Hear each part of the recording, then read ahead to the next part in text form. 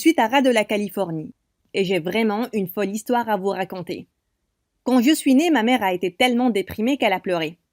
Tout ce que j'ai toujours voulu, c'était un garçon, pour qu'il puisse grandir et gagner de l'argent pour moi. Et là, j'ai une stupide fille. Une fois, quand j'avais 3 ans, elle m'a emmenée au parc. Elle a essayé de m'échanger avec un garçon. La mère de l'enfant était tellement énervée qu'elle a appelé la police. Maman a pris ma main, elle a couru.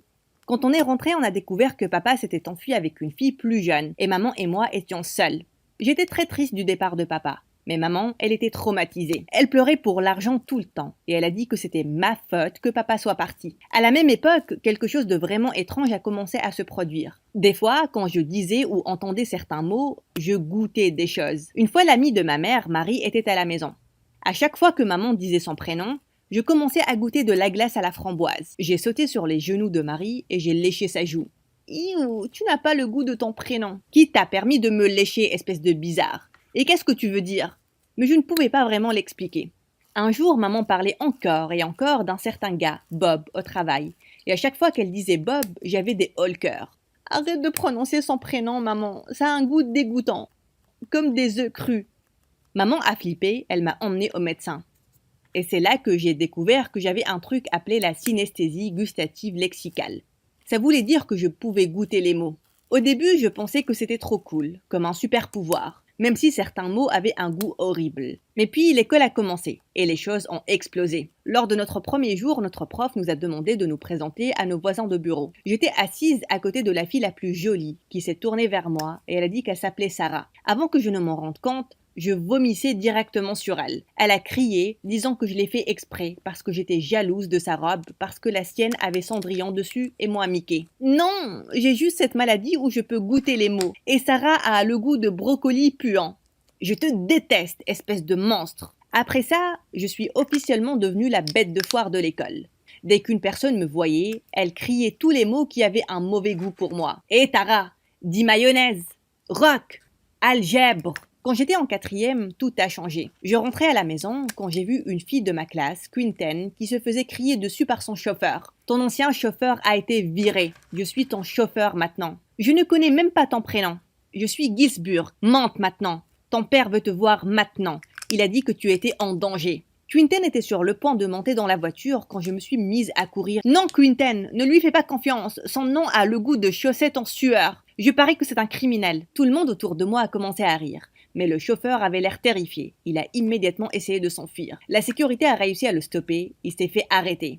Il essayait de la kidnapper. Alors que la police l'emmenait, il s'est tourné pour nous crier dessus. Je t'attraperai une autre fois, espèce de morveuse. Tu as de la chance que ta stupide copine t'ait sauvée. Quinten était choquée. Mais elle a mis ses bras autour de moi et elle a dit que j'étais une héroïne. Le lendemain, je faisais la une des journaux. Tout le monde parlait de comment j'avais sauvé la fille d'un milliardaire des mains d'un criminel. À l'école, il y avait des journalistes à côté de mon casier. Ils voulaient tous une interview exclusive avec moi. Et puis, quand je suis rentrée, il y avait un gros sac d'argent qui m'attendait. Le père de Quinten était tellement reconnaissant qu'il l'a envoyé pour me remercier. Maman était vraiment excitée. Quelques jours après, en rentrant de l'école, elle s'est ruée vers moi pour m'enlacer, disant que je lui avais beaucoup manqué. Maman, je t'ai vu ce matin. Je sais, j'ai laissé ma fille partir sans un câlin. Et si tu n'étais pas rentrée? Tu es tellement spéciale. Et j'ai une énorme surprise pour toi. Tu vas être une star. Pardon? Puis elle m'a raconté le truc le plus fou. J'ai parlé avec un producteur et tu vas avoir ta propre émission où les gens vont t'appeler chaque nuit. Ils vont te donner des prénoms à goûter et tu peux les conseiller sur leur vie en te fiant à tes pouvoirs. Ce sera appelé le show de Tara. Ce ne sont pas des pouvoirs, maman. Je ne goûte même pas tous les mots. Ça ne veut rien dire. Eh bien, ces gens ne savent pas ça. Allez, ma chérie, tu ne veux pas rendre ta vieille pauvre maman heureuse? Au début, je voulais refuser, mais je voulais vraiment la rendre heureuse. J'ai donc cédé. Du jour au lendemain, j'ai été emmenée sur un plateau. Le bon côté, c'est que passer sur la télé nationale a complètement changé ma vie à l'école. Les gens s'asseyaient avec moi à la cafette maintenant. Les filles me demandaient ce que je goûtais quand elles prononçaient les noms des garçons qui leur plaisaient. J'ai un coup de cœur pour cette fille, Emma. Emma a le goût de pancake à la pâte de cookie. Tu devrais lui demander de sortir avec toi. La vie était bien. Puis un jour, Quinten, qui était ma meilleure amie maintenant, s'est ruée vers moi et elle a dit « Sarah, j'ai besoin d'une énorme faveur. Il y a ce nouveau mec dans ma classe, Nicolas, et j'ai vraiment un coup de cœur pour lui. Nicolas a quel goût ? J'ai eu des hauts le cœur. Iou, c'est comme le café noir. Je dirais, reste loin de lui. Elle avait l'air dévastée. mais elle a dit qu'elle avait confiance en mes pouvoirs et elle a laissé tomber l'affaire. Un jour, durant les cours de gym, un athlète populaire qui me harcelait avant n'a pas arrêté de me demander de sortir avec lui parce que moi aussi j'étais populaire maintenant. C'est là qu'un ballon a volé et l'a frappé à la tête. J'ai essayé de voir qui a jeté le ballon, mais mon sauveur partait déjà. J'ai couru derrière lui. Et attends, le garçon s'est tourné et pendant une seconde, j'ai perdu la langue et j'ai demandé « Comment tu t'appelles ?» Pourquoi? Pour que tu puisses le goûter et me juger? Dis juste merci. Merci de m'avoir aidé, mais il s'était déjà tourné. Il est parti. Il ne voulait même pas me regarder. Une fois, j'ai fait semblant de m'offrir des fleurs devant lui pour qu'il soit jaloux. Mais il m'a adressé un long regard noir et il est parti. Mais une autre chose me dérangeait énormément. Maman était carrément sur mon dos. Elle ne parlait que de l'émission et de l'argent. Elle a même commencé à me faire rater les cours pour répéter ma magie. Donc un jour, je suis sortie en douce de la maison pour étudier dans la bibliothèque. J'avais du mal avec les maths. Et quelqu'un a pris mon stylo de ma main et a résolu la question. C'était ce garçon. C'est là que j'ai eu une idée de génie. Je vais te payer pour être mon prof. Pendant un instant, il m'a regardé avec une expression intense. Je le ferai gratuitement. Après ça, il est parti, me laissant avec des petits papillons débiles dans le ventre. Plus tard la même nuit, j'étais allongée dans ma chambre quand quelqu'un a tapoté sur la fenêtre. J'ai sursauté et c'était lui. J'ai ouvert la fenêtre et alors que je le faisais entrer, on s'est tous les deux vautrés par terre. Nos visages étaient à quelques centimètres. Mon cœur a commencé à battre la chamade. Et puis il s'est penché, il m'a embrassé. Tu peux me dire ton prénom maintenant? Oh, c'est Nick. Soudain, la porte s'est ouverte et maman s'est ruée à l'intérieur. Qu'est-ce qui se passe ici? Maman, il est juste ici pour m'aider avec les maths. C'est ça, oui. Je sais ce qu'il veut. Hors de question que je laisse quelqu'un nous voler notre argent. Ces hommes sont des croqueurs de diamants. Après ça, maman l'a virée de la maison. J'étais tellement énervée contre elle. Le lendemain, quand je suis allée en cours, Quinten est venue vers moi et m'a parlé de nouveau du mec qu'elle aimait bien. Je me sentais vraiment mal pour elle, mais c'est là que Nick s'est avancé vers moi et on s'est embrassés. Toutes les couleurs ont disparu du visage de Quinten. Elle m'a séparée de Nick et m'a emmenée dans un coin. Bon Dieu, bon sang, Tara! Comment peux-tu me faire ça? Faire quoi?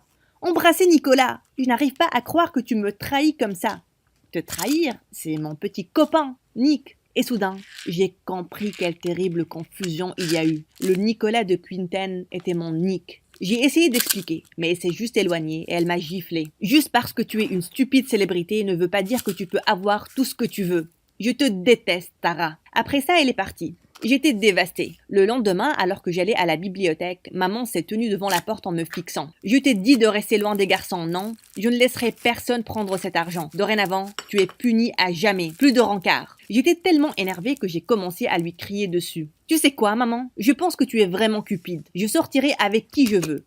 Et j'arrête cette stupide émission. J'en ai marre de mentir de toute façon. Je ne suis pas une voyante débile. Quand je suis allée à l'école le lendemain, tout le monde me regardait en chuchotant. Les filles qui venaient me voir pour des conseils me regardaient avec colère. Oh, regardez, voilà le monstre qui ment.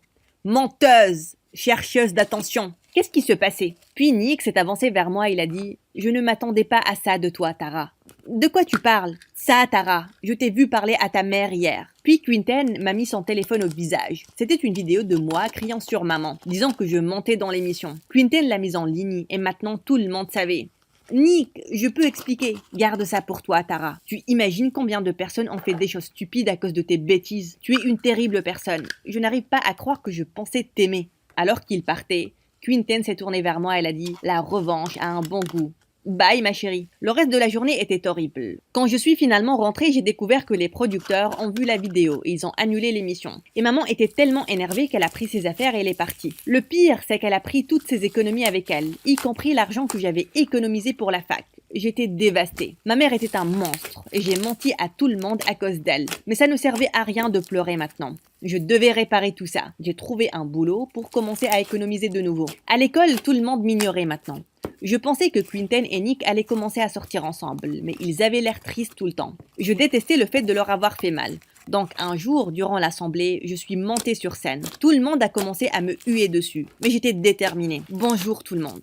Vous me connaissez tous comme la fille qui goûte les mots. Et je suis ici pour vous dire que je suis désolée. Je vous ai tous menti et j'ai fini par blesser les gens qui étaient les plus importants pour moi. J'espère que vous pourrez me pardonner. Et je n'ai jamais eu l'intention de vous blesser. J'ai juste été emportée. Pendant une seconde, il y a eu un silence. Mais dès que je suis descendue de la scène, Quinten a couru vers moi et m'a enlacée. Je suis désolée aussi, Tara. Ce que j'ai fait était horrible. J'ai même raconté à Nick toute l'histoire. il ne me plaît même plus.